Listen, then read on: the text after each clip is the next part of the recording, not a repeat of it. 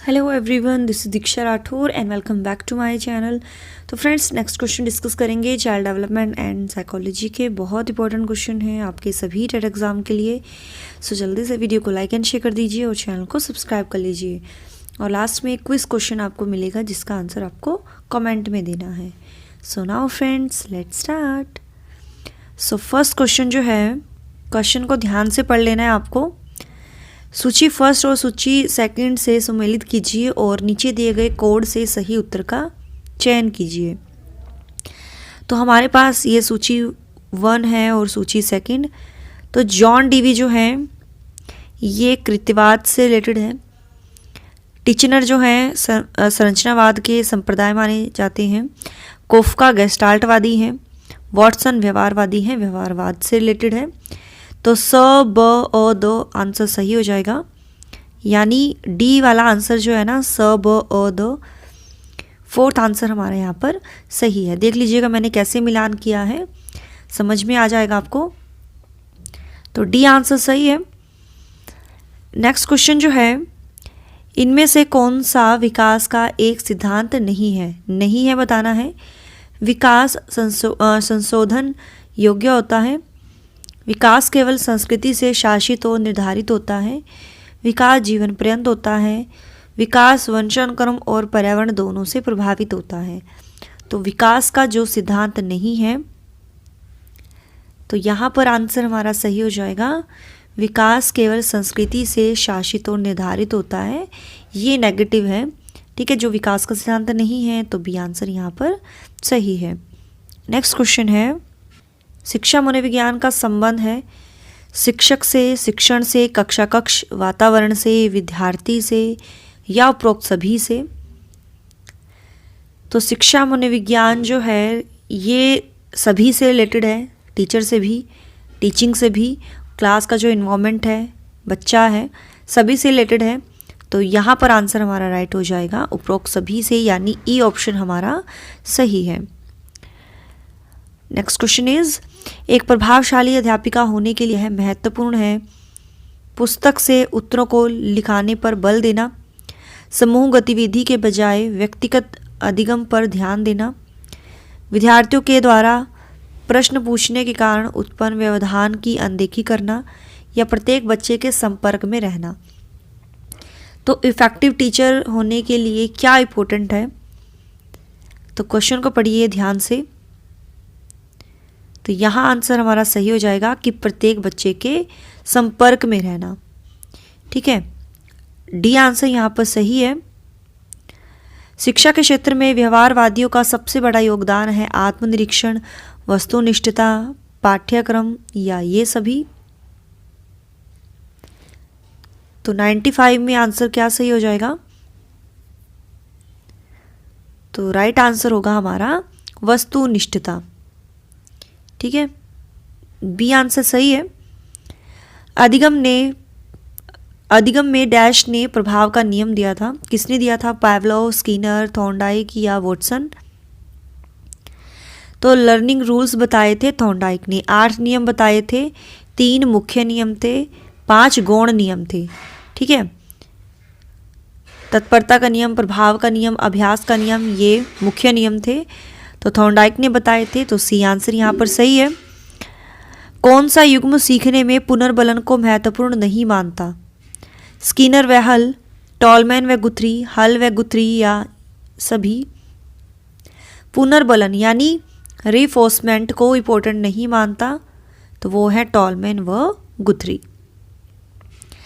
प्रासंगिक अंतर्बोध परीक्षण का विकास किसके द्वारा किया गया था? ऑप्शन है साइमंड, होल्ट्जमैन, मुरे या बेलक। तो टीएटी का विकास जो है ये किसके द्वारा किया गया? तो ये किया गया है मुरे के द्वारा। सी आंसर सही है। नेक्स्ट क्वेश्चन इज, स्किनर के अनुसार बच्चों में भाषा विकास परिणाम होता है व्यवहार में प्रशिक्षण का, अनुकरण व पुनर्बलन का, अंतर्निहित योग्यताओं का या परिपक्वता का। तो आंसर सही हो जाएगा। स्किनर के अनुसार बच्चों में भाषा विकास परिणाम होता है अनुकरण व पुनर्बलन का। ठीक है, बी आंसर सही है। और मेरा पर्सनल चैनल भी है स्टडी विद दीक्षा राठौर, वो भी आप सब्सक्राइब कर लीजिएगा। शब्द समान तत्व निम्न से गहन संबंध रखता है। समान परीक्षा प्रश्न, सहयोगियों से ईर्ष्या, अधिगम स्थानांतरण या समूही निर्देशन। तो क्या सही आंसर हो जाएगा? तो राइट आंसर होगा हमारा यहाँ पर समूह निर्देशन। ठीक है, डी आंसर बिल्कुल सही है। और ये बहुत इंपॉर्टेंट क्वेश्चन है, आपके सभी टेट एग्जाम के लिए इंपॉर्टेंट है, तो ध्यान से देखिएगा क्वेश्चन को। शिक्षण अधिगम सूचना प्रक्रिया, इंफॉर्मेशन प्रोसेस, जिस अधिगम सिद्धांत से संबंधित है वह है व्यवहारवाद के सिद्धांत से, संज्ञानात्मक सिद्धांत से, सहचार्यवाद या गेस्टाल्टवाद। तो आंसर सही हो जाएगा यहाँ पर बी आंसर, संज्ञानात्मक सिद्धांत से। नेक्स्ट क्वेश्चन इज, सीखने की प्रक्रिया में विद्यार्थी द्वारा की गई त्रुटियों के संबंध में की दृष्टि से निम्नलिखित में से कौन सा कथन सर्वोत्तम है? विद्यार्थी को कभी भी त्रुटियां नहीं करनी चाहिए। त्रुटियां अधिगम प्रक्रिया का भाग हैं। विद्यार्थी की लापरवाही के कारण त्रुटियां होती हैं, या कभी कभी विद्यार्थी त्रुटियां कर सकता है। तो क्या सही आंसर है? तो राइट आंसर हो जाएगा 102 में, वो है बी आंसर कि त्रुटियां जो हैं ये अधिगम प्रक्रिया का भाग हैं। और जब भी हम कुछ सीखते हैं तो मिस्टेक्स होना स्वाभाविक है, और वो टाइम टू टाइम वो अपने आप ही ठीक हो जाती हैं, है ना। तो बी आंसर सही है। प्रयास व त्रुटि किस नियम पर आधारित है? आंशिक क्रिया, बहु अनुक्रिया, मनोवृत्ति या सहचार्य परिवर्तन। प्रयास व त्रुटि का नियम जो है ट्रायल एंड एरर। तो ये रिलेटेड जो है ये बहु अनुक्रिया के नियम पर आधारित है। बी आंसर बिल्कुल सही है, और इस नियम को थॉर्नडाइक ने दिया था। शिक्षा मनोविज्ञान के संबंध में सर्वाधिक उपयुक्त कथन है। शिक्षा मनोविज्ञान दर्शन शास्त्र की एक शाखा है। शिक्षा मनोविज्ञान की शिक्षा के क्षेत्र में एक शाखा है। शिक्षा मनोविज्ञान अध्ययन व शिक्षण है, या शिक्षा मनोविज्ञान मन का शिक्षित विज्ञान है। तो आंसर क्या होगा राइट? तो सही आंसर हो जाएगा यहाँ पर बी आंसर कि शिक्षा मनोविज्ञान जो है मनोविज्ञान की शिक्षा के क्षेत्र में एक शाखा है। बी आंसर सही है। नेक्स्ट क्वेश्चन इज, अ ब स 3 शिक्षार्थी अंग्रेजी पढ़ते हैं जिनके अलग अलग लक्ष्य हैं। अ जो है विषय उसको रोचक लगता है और भावी जीवन में काम आएगा, ये वो सोचता है। ब जो है कक्षा में प्रथम स्थान प्राप्त करना चाहता है।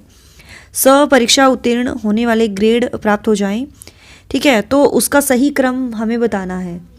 निष्पादन उपेक्षा व निपुणता का सही क्रम बताइए। तो अ को विषय रोचक लगता है, ठीक है, तो ये ना आपकी निपुणता से रिलेटेड है। ठीक है, किससे रिलेटेड है? निपुणता से।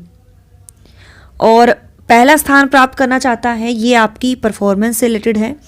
और उत्तीर्ण हो जाए, मतलब उत्तीर्ण होने वाले ग्रेड प्राप्त हो जाए, तो ये निष्पादन उपेक्षा से है।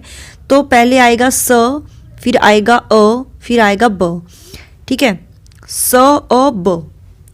ठीक है डियर, और यहाँ पर थोड़ा मिस प्रिंट है, यहाँ पर ये ना ऑप्शन ही थोड़े गलत हैं। तो विषय अगर रोचक लगता है तो ये निपुणता से रिलेटेड है। पहला स्थान प्राप्त करना है तो ये निष्पादन से है, और ग्रेड प्राप्त हो जाए निष्पादन उपेक्षा से।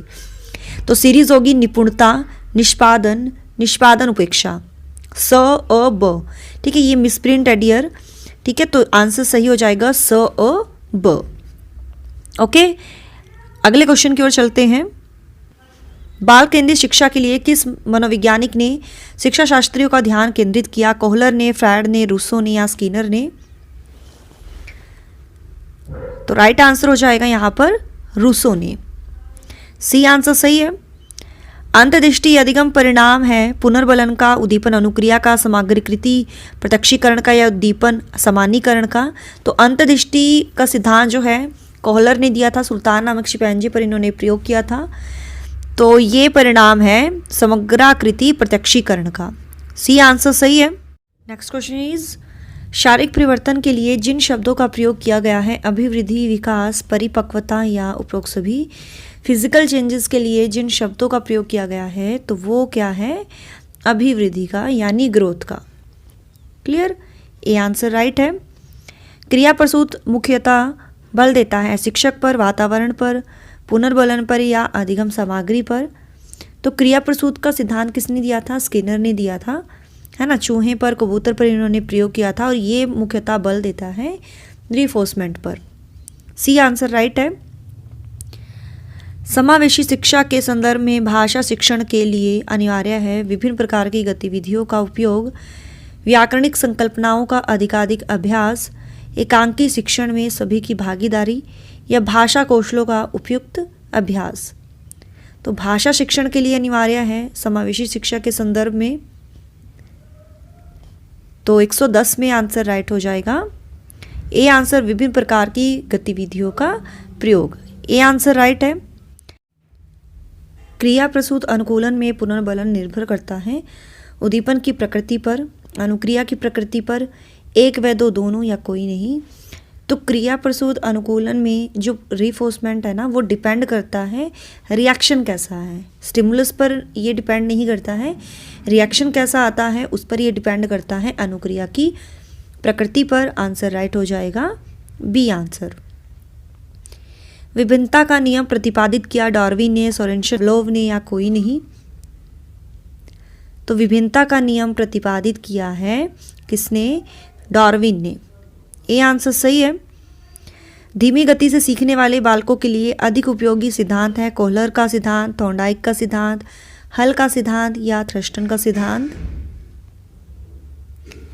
तो जो स्लो लर्नर है उनके लिए ये नियम है थॉर्नडाइक का सिद्धांत, बी आंसर राइट है। निम्नलिखित में से संप्रदाय का प्रतिपादन हुआ, गेस्टाल्ट संप्रदाय का, प्रेरक संप्रदाय का, मनोविश्लेषणात्मक संप्रदाय का या साचार्यवाद संप्रदाय का। तो 1912 में किस संप्रदाय का प्रतिपादन हुआ, तो ये हुआ है गेस्टाल्ट संप्रदाय का, ए आंसर सही है। नेक्स्ट क्वेश्चन इज निम्न में से किसमें ऐच्छिक व्यवहार उसके परिणामों से शक्तिशाली व कमजोर होता है, प्राचीन अनुबंधन, क्रिया प्रसूत, सूझ सिद्धांत या संवत अधिगम। आंसर सही हो जाएगा क्रिया प्रसूत, बी आंसर राइट है। जेम्स ड्रेवर ने मनोविज्ञान को किस प्रकार का मनोविज्ञान माना है, अशुद्ध विज्ञान, आंशिक विज्ञान, शुद्ध विज्ञान या व्यवहार का शुद्ध विज्ञान। तो जेम्स ड्रेवर ने शुद्ध विज्ञान माना है, सी आंसर सही है। सीखने का करना कौन से पक्ष से संबंधित है, सीखने का गतिक क्षेत्र, सीखने का मनोवैज्ञानिक क्षेत्र, सीखने का संज्ञानात्मक क्षेत्र या सीखने का भावनात्मक क्षेत्र। तो आंसर राइट हो जाएगा सीखने का कौन सा, गतिक क्षेत्र, ए आंसर यहाँ पर राइट है। अगला है निम्न में से चिपैंजियों पर प्रयोग किसके द्वारा किया गया, कॉफका के द्वारा, वर्दाइमर के द्वारा, कोहलर के द्वारा या उपरोक्त सभी के द्वारा। तो चिपैंजी पर किसके द्वारा प्रयोग किया गया, ये सभी गेस्टाल्टवादी थे, ठीक है, लेकिन चिपैंजी पर प्रयोग किया था कोहलर ने, ठीक है, सी आंसर सही है। बच्चों के संज्ञानात्मक विकास को सबसे अच्छे तरीके से कहाँ परिभाषित किया जा सकता है, खेल के मैदान में, विद्यालय एवं कक्षा में, ऑडिटोरियम में या गृह में। तो आंसर सही हो जाएगा यहाँ पर विद्यालय एवं कक्षा में, बी आंसर सही है। एक शिक्षक के लिए सबसे महत्वपूर्ण क्या है, कक्षा में अनुशासन बनाए रखना, कक्षा में समयानुवर्ती होना, विद्यार्थियों की कठिनाइयों को दूर करना या एक सुवक्ता होना। तो एक शिक्षक के लिए सबसे महत्वपूर्ण क्या है, क्वेश्चन है कि विद्यार्थियों की कठिनाइयों को दूर करना। तो हमारा आंसर सही हो जाएगा सी आंसर। और लास्ट की वीडियो में मैंने आपसे क्विज में क्वेश्चन पूछा था, स्याही धब्बा परीक्षण जो है ये किसने दिया था, है ना, स्याही धब्बा परीक्षण, इसके जन्मदाता कौन है। तो इसके जन्मदाता जो हैं स्विट्ज़रलैंड के मनोवैज्ञानिक हैं हरमन रोरशा, हरमन रोरशा जो है, इन्होंने ये स्याही धब्बा परीक्षण का प्रतिपादन किया था 1921 में। ठीक है, और इसका प्रयोग जो है मानसिक रोगियों के लिए इस परीक्षण का प्रयोग किया जाता था। ठीक है, तो जिन्होंने इसका आंसर हरमन रोरशा दिया था उनका जो है क्वेश्चन बिल्कुल सही है। ठीक है डियर, तो ये बहुत इंपॉर्टेंट क्वेश्चन थे आपके सभी टेट एग्ज़ाम के लिए। और आज का जो क्विज़ का क्वेश्चन है वो आपको बताना है आउटलाइन साइकोलॉजी। आउटलाइन साइकोलॉजी जो है, ठीक है, ये किसकी पुस्तक है? आउटलाइन साइकोलॉजी ये किसकी पुस्तक है? कमेंट में बताइएगा। कितने क्वेश्चन सही हुए हैं आउट ऑफ 30 ये भी आप बताइएगा। फीडबैक ज़रूर दीजिए। So thanks for watching my video. Do like, share and subscribe my YouTube channel. Till then bye bye, रब राखा, जय भोलेनाथ।